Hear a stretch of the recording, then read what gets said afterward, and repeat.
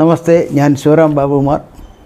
മറ്റൊരു വീഡിയോയിലേക്ക് എല്ലാവരെയും വളരെ സന്തോഷപൂർവ്വം സ്വാഗതം ചെയ്യും. വ്യാഴം മാറുന്നതാണ് നമ്മുടെ ഇന്നത്തെ സബ്ജക്റ്റ്.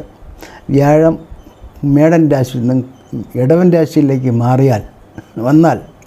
വരുന്നുണ്ട്. 1-ാം തീയതി വന്നു കഴിഞ്ഞാൽ ചിങ്ങം, കന്നി, തുലാം, വൃശ്ചികം ഈ 4 രാശിയിൽ ജനിച്ച മകം തൊട്ട് കേട്ട് വരെയുള്ള നക്ഷത്രക്കാരുടെ ഫലങ്ങളാണ് നമ്മളിവിടെ പറയാൻ പോകുന്നത്. അപ്പോൾ വ്യാഴം ആണ് നമ്മുടെ സബ്ജക്റ്റ്. വ്യാഴം എന്ന് വെച്ച് കഴിഞ്ഞാൽ ഈ മെയ് 14 അടുത്ത 2025 മെയ് 14 വരെ ഈ 1-ാം തീയതി മെയ് 1-ന് നമ്മളെ മേടം രാശിയിലേക്ക് ഇടവൻ രാശിയിലേക്ക് വ്യാഴം പ്രവേശിക്കുകയാണ്. അത് 2025 മെയ് 14 വരെ അവിടെ ഉണ്ടാവും. ഒരു വർഷം. ഇപ്രാവശ്യം ഒരു വർഷവും 13 ദിവസമുണ്ട്. 12 വർഷങ്ങൾക്ക് ശേഷമാണ് ഇടവൻ രാശിയിലേക്ക് വ്യാഴം വരുന്നത്. അതാണ് ഒരു വ്യാഴവട്ട കാലഘട്ടം എന്ന് പറയുന്നത് 12 വർഷമാണ്. ഒരു രാശിയിൽ വരാൻ 12 വർഷം എടുക്കും. 12 രാശിയിലും ഓരോ വർഷം കറങ്ങിയിട്ടാണ് വരുന്നത്. അപ്പോൾ നമ്മൾ സെറ്റ് ചെയ്യുന്നത് ആ ഇടവൻ രാശിയിലേക്ക് വ്യാഴം വരുന്നുണ്ട്. കൂടാതെ ഇപ്പോൾ കുംഭൻ രാശിയിൽ ശനി നിൽക്കുന്നുണ്ട്. ശനി മാർച്ച് 29 വരെ 2025 മാർച്ച് 29 വരെ അവിടെ തന്നെ നിൽക്കും. അപ്പോൾ രണ്ടും മനസ്സിൽ വെച്ചുകൊണ്ട് വ്യാഴത്തിന് പ്രാധാന്യം കൊടുത്തുകൊണ്ടാണ് നമ്മൾ നക്ഷത്രങ്ങളുടെ ഫലങ്ങൾ പറയാൻ ഉദ്ദേശിക്കുന്നത്. അപ്പോൾ നമുക്ക് ഏതൊക്കെ നക്ഷത്രം. വ്യാഴത്തിനെ പറ്റി വേറൊരു കാര്യം കൂടെ മനസ്സിലാക്കണം. വ്യാഴം ഈ സൗരയൂഥത്തിലെ ഏറ്റവും വലിപ്പമേറിയ ഗ്രഹമാണ്. അതിൻ്റെ ഓരോന്നിനും നമ്മുടെ ആചാര്യൻ ഓരോ ഭൂതം കൊടുത്തിട്ടുണ്ട്. അതിൽ വ്യാഴത്തിൻ്റെ ഭൂതം എന്ന് പറയുന്നത് ആകാശമാണ്. അപ്പോൾ ഇത് രണ്ടും കാണിക്കുന്നത് വളരെ വിശാലമായ മനസ്സും വിശാലമായ ചിന്താഗതികളും വ്യാഴൻ്റെ സ്വാധീനത്തിൽ ആൾക്കാർക്കുണ്ടാകുമെന്നുള്ളതാണ്. വ്യാഴം റെപ്രസെൻ്റ് ചെയ്യുന്ന വിശാലത, പിന്നെ രണ്ടാമത് വികസനം, മൂന്നാമത് ഫൈനാൻസ് കാശ്, നാലാമത് സന്താന കാര്യങ്ങൾ, അഞ്ചാമത് നമ്മുടെ സത്ചിന്തകൾ, പിന്നെ ഈശ്വരാധീനമൊക്കെ വ്യാഴത്തിലാണ് കുടിയിരിക്കുന്നത്, അടങ്ങിയിരിക്കുന്നത്. ആ വ്യാഴത്തിൻ്റെ മൂവ്മെൻ്റാണ് നോക്കുന്നത്. നമുക്ക് ചിങ്ങൻ രാശി എടുക്കാം. ചിങ്ങൻ രാശിയിൽ മകവും പൂരവും മകം, പൂരം, ഉത്തരം നക്ഷത്രത്തിൻ്റെ ആദ്യത്തെ കാൽഭാഗം ഇതാണ് അതിൽ വരുന്നത്. അപ്പോൾ ഇതിനുള്ള കാര്യങ്ങൾ അങ്ങനെ നോക്കാം. അപ്പോൾ നമുക്ക് നോക്കുമ്പോൾ ഇത് എങ്ങനെ വരുന്നു. വ്യാഴം മകൻ നക്ഷത്രത്തിൻ്റെ മകവും പൂരവും ഇത് രണ്ടിനെയും ആദ്യം നോക്കാം. മകവും പൂരത്തിന് വരുമ്പോൾ ഇപ്പോഴും 9-ാം ഭാവത്തിൽ വ്യാഴം നിൽക്കുകയായിരുന്നു. അനുകൂലമായ ഭാവത്തിലാണ് വ്യാഴം നിന്നത്. 7 ശനി ഉണ്ടെന്നുള്ള ശനിയുടെ ഭാഗം അവിടെ നിൽക്കട്ടെ, എന്നാലും അനുകൂല സ്ഥിതിയാണ്. അത് മാറിയ വ്യാഴം അനുകൂലമല്ലാത്ത 10-ാം ഭാവത്തിലേക്ക് വ്യാഴം മാറുകയാണ്. അപ്പോൾ അനുകൂലമല്ലെന്ന് പറഞ്ഞാൽ അത്രയധികം അനുകൂലമല്ല എന്നുള്ള മീനിങ്ങുള്ള ഒരുപാട് പ്രതികൂലമല്ല. അപ്പോൾ അതിലേക്ക് വ്യാഴം മാറുമ്പോൾ ശനിയും രണ്ടും ഉള്ള സമയത്ത് ഇവർ കഴിഞ്ഞ വർഷത്തെക്കാലം കുറച്ചുകൂടെ ടഫായിരിക്കും ഈ വരാൻ പോകുന്ന ഒരു വർഷം. കുറച്ചുകൂടെ എന്ന് വെച്ചാൽ അത്ര ഒരു ഈശ്വരാധീനത്തിന് ചെറിയ കുറവൊന്നോ സംശയം തോന്നും. മുമ്പൊക്കെ നമ്മളൊരു സംഭവം പോകുമ്പോൾ നമുക്ക് ഭാഗ്യം തുണച്ചിരുന്നു. ഇപ്പോൾ ഭാഗ്യം തുണയ്ക്ക് പോകുന്നൊരു സംശയം ഉണ്ടാകും. ചെറിയൊരു അനുകൂലാവസ്ഥയിൽ കുറവൊന്നോ എന്നൊരു തോന്നലുണ്ടാകും. അത് നമുക്ക് ആക്ച്വലി അങ്ങനെ വരികയാണെങ്കിൽ തീർച്ചയായിട്ടും നമുക്ക് അതനുസരിച്ചിട്ട് നമ്മൾ മാറിയാൽ മതി. ഒരു വർഷം വ്യാഴം അത്ര അനുകൂലമല്ല, എന്നാൽ പ്രൊഫഷണലായിട്ട് വലിയ കുഴപ്പങ്ങളുണ്ടാകില്ല. പ്രൊഫഷണലായിട്ട് വരുന്നതാ ചിലപ്പോൾ നിങ്ങൾക്ക് തന്നെ ഓഫീസിൽ നിന്ന് മോളിൽ നിന്ന് ചോദിക്കും, നിങ്ങൾക്കിപ്പോൾ സെക്ഷൻ മാറണോ, ഓഫീസ് മാറണോ ചോദിക്കും. നമുക്കിതിന് തോന്നലുണ്ടാകും, ഇതൊരു സുഖം ഉണ്ടാകുന്നില്ല, വേറൊരു കമ്പനി മാറിയാലോ എന്നൊക്കെ തോന്നലുണ്ടാകും. അങ്ങനത്തെ ഒരു തോന്നൽ പ്രൊഫഷണലൊരു മാറ്റം ആഗ്രഹിക്കുന്ന ഒരു കാലഘട്ടമായിട്ട് മാറും. അങ്ങനെ വരികയാണെങ്കിൽ മാറുന്നതിൽ തെറ്റില്ല എന്ന് തന്നെയാണ് പറയുന്നത്. ശനി ഉള്ളതുകൊണ്ട് നമുക്ക് കൂടുതൽ അലയേണ്ടി വരും മാറിയില്ലെങ്കിൽ. അതുകൊണ്ട് അങ്ങനെ ഒരു മാറ്റമോ സെക്ഷൻ മാറ്റമോ ഒക്കെ വരികയാണെങ്കിൽ അത് ചെയ്യുന്നതായിരിക്കും നല്ലത്. അപ്പോൾ ഇതാണ് ഈ കാര്യങ്ങൾ കുറച്ചുകൂടി ടഫാന്ന് പറഞ്ഞാൽ അത്ര ഈസി ആയിരിക്കില്ല. അപ്പോൾ മകവും പൂരം നക്ഷത്രക്കാർ അവർ പൊതുവേ കുറച്ച് ഈഗോയൊക്കെ ഉള്ളവരാണ്. അതൊക്കെ സ്വല്പം ഒന്ന് കുറച്ച് പിടിച്ച് വളരെ ഡിപ്ലോമാറ്റിക്കായിട്ട് മൂവ് ചെയ്യണം, നയപരമായിട്ട് മൂവ് ചെയ്യണം. നമ്മളെപ്പോലെ തന്നെ മറ്റുള്ളവരെന്ന് കരുതണം. നമ്മളെക്കാളും നമ്മളാണ് ഏറ്റവും ടോപ്പ് എന്നുള്ള ധാരണയും മാറ്റി വയ്ക്കണം. ഉദ്ദേശിച്ച കുഴപ്പമുണ്ടാവില്ല. അപ്പോൾ അതിൽ തന്നെ വരുന്ന ഉത്തരം നക്ഷത്രക്കാരെ പറ്റി കാൽഭാഗം ഇതിനകത്തുണ്ട്.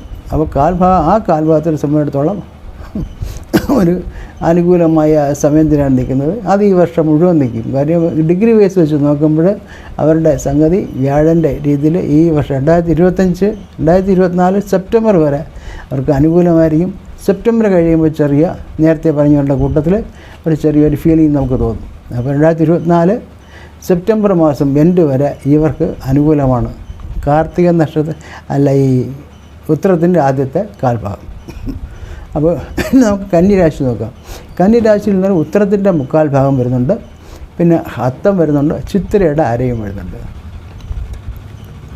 അവരെ സമയത്തോളം വ്യാഴം പോകുന്നത്, വ്യാഴം ഇപ്പോൾ അഷ്ടമത്തിലാണെന്ന്, അനുകൂലാവസ്ഥ അല്ലായിരുന്നു, അത് ഭാഗ്യസ്ഥാനത്തേക്ക് പോവുകയാണ്. മേടത്തിൽ വരുമ്പോൾ 9ാം രാശിയിലേക്ക് മാറുകയാണ്. ശനിയാണെങ്കിൽ 6ാം രാശിയിലാണ്.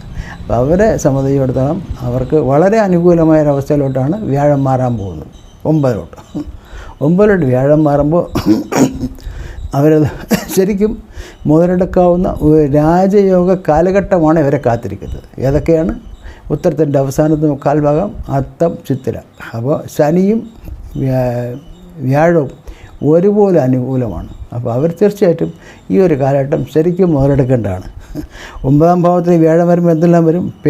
നമുക്ക് സൽപ്പേര് വരും, പിന്നെ നിയമം അനുസരിക്കാൻ നിയമപരമായിട്ട് നമുക്ക് അനുകൂലമായ കാര്യങ്ങൾ, വിധിയോ കാര്യങ്ങളൊക്കെ ഉണ്ടാകും. പുരാണത്തിൻ്റെ അറിവ് ഉള്ളവർക്ക് അത് കൂട്ടാൻ പറ്റും. യാത്രാസുഖങ്ങളുണ്ടാവും. പിന്നെ പിതാവിനും വീട്ടുകാർക്കും ഭാഗ്യം ഉണ്ടാവും.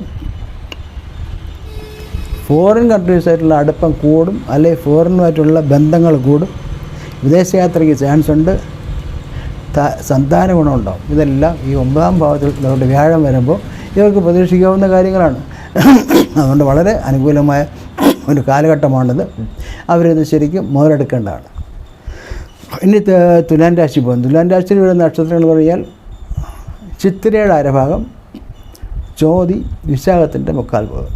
ഇത് 3 പേരും അതിനകത്ത് വരുന്നുണ്ട്. അവരെ സംബന്ധിച്ചിടത്തോളം വ്യാഴം 7ൽ നിന്ന വ്യാഴം 8ലേക്ക് മാറുകയാണ്. ശനി 5ൽ തന്നെ നിൽക്കുകയാണ്.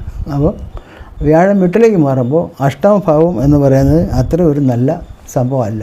വ്യാഴം അനുകൂലമായ വ്യാഴം പ്രതികൂലമാവുകയാണ്. അതിൻ്റെ ഗുണങ്ങൾ മാറുകയാണ്. അതിൻ്റെ നമുക്കുള്ള അനുകൂലാവസ്ഥ ഈശ്വര കൃപ അല്ലെങ്കിൽ ഈശ്വര അനുഗ്രഹം ഇതിൽ കുറവ് വരികയാണ്. അപ്പോൾ അതവർ ശ്രദ്ധിക്കണം.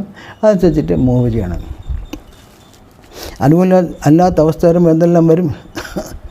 രഹസ്യ ഏർപ്പാടുകൾക്കൊന്നും പോകരുത്, തിരിച്ചടിക്കും. എന്ന് വെച്ചാൽ ബ്ലാക്ക് മെയിലിംഗ് തുടങ്ങിയ കാര്യങ്ങളിൽ പോയി വീണ് പോകരുത്. ഇങ്ങനെയുള്ള കാര്യങ്ങൾ 7ൽ നിന്ന് വ്യാഴമായതുകൊണ്ട് പറയാം 8ലോട്ട് പോവുകയാണ്. അപ്പോൾ ഇപ്പം നമ്മൾ എന്തെങ്കിലും പോകത്തിനോ വൃത്തികേടുകളോ രസങ്ങളോ കാണിച്ചിട്ടുണ്ടെങ്കിൽ അത് അടുത്ത വർഷം അത് പ്രശ്നത്തിൽ മാറും. അതുപോലെ തന്നെ ചീറ്റിങ്സ് ഉണ്ടാകും. നമ്മളെ ചീറ്റ് ചെയ്യാൻ ആൾക്കാർ ശ്രമിക്കും. അപ്പോൾ അതിലൊന്നും നമ്മൾ ശ്രദ്ധിച്ചാൽ മതി, ഇതൊന്നും ഒരു പ്രശ്നം ഉണ്ടാവില്ല.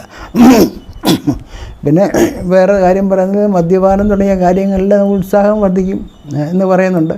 അപ്പോൾ അതുമൊക്കെ ഒന്ന് ശ്രദ്ധിക്കണം. പിന്നെ കുടുംബസ്വത്തൊക്കെ ലഭിക്കും.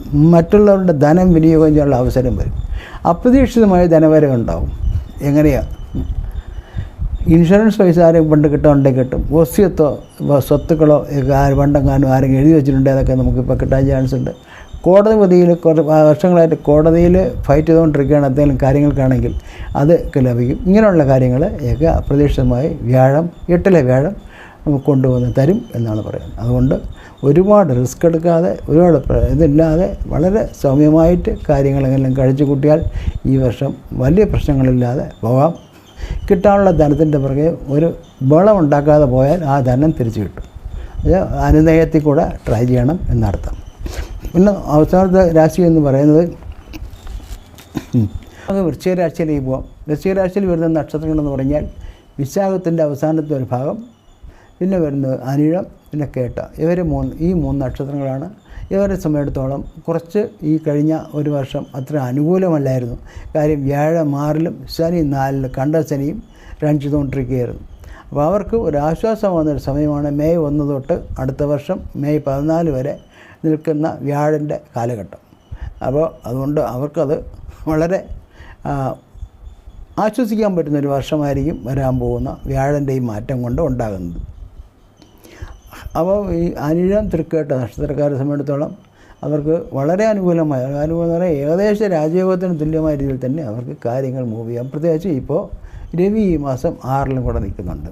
അപ്പോൾ അവരത് ശരിക്കും പ്രയോജനപ്പെടുത്തണം. പ്രത്യേകിച്ച് ഈ വരുന്ന വർഷം അവർക്ക് അതിനുള്ള എല്ലാ സാധ്യതയുണ്ട്. നല്ലൊരു ജീവിത പങ്കാളി, മാരീഡ് അല്ലെങ്കിൽ നല്ല ജീവിത പങ്കാളി കിട്ടും. അതിൽ ദാമ്പത്യ ജീവിതം വളരെ ആവേശപൂർവ്വം നയിക്കാൻ കഴിയും ഈ വർഷം. ഇപ്പോൾ കഴിഞ്ഞ വർഷം അങ്ങനെ അല്ലായിരുന്നു. കൊച്ചു കൊച്ചു വഴക്കുകളും പ്രശ്നങ്ങളും ഒക്കെ ഉണ്ടായിരുന്നു. അതൊക്കെ മാറി ഒരു അന്തരീക്ഷം മാറും. ധനവർദ്ധന ഉണ്ടാവും, സൽപ്പേര് കൂടും. കൃഷിയിലൊക്കെ നല്ല വിജയങ്ങളുണ്ടാകും. ബിസിനസ് പാർട്ണർഷിപ്പ് ബിസിനസ്സിൽ വിജയിക്കും. അതുപോലെ കേസിൽ വിജയം ഉണ്ടാകും.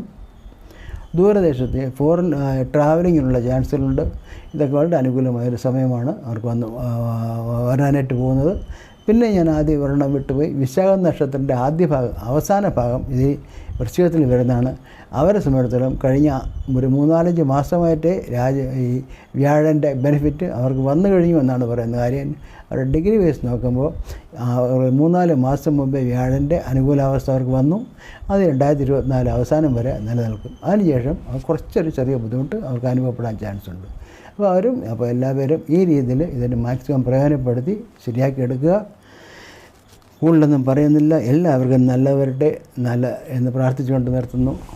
നന്ദി, നമസ്കാരം.